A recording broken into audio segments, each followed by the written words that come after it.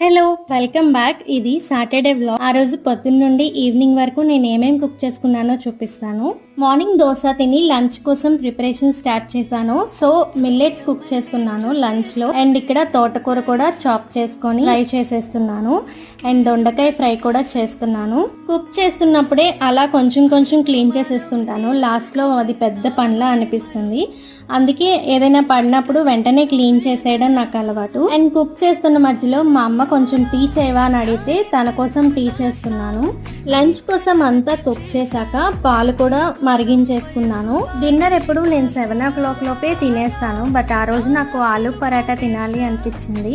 ఎందుకో నాకు అది కుక్ చేయడం అన్నా తినడం అన్నా చాలా ఇష్టం. బట్ ఎవ్రీ టైం చేయను, మంత్ కి 1 or 2 times చేస్తాను. ఇలాంటివి చేసినప్పుడల్లా డిన్నర్ 8 అయిపోతుంది. అందుకే మోస్ట్లీ ప్రిఫర్ చేయను లేట్ అయిపోతుంది అని. సో అంతే.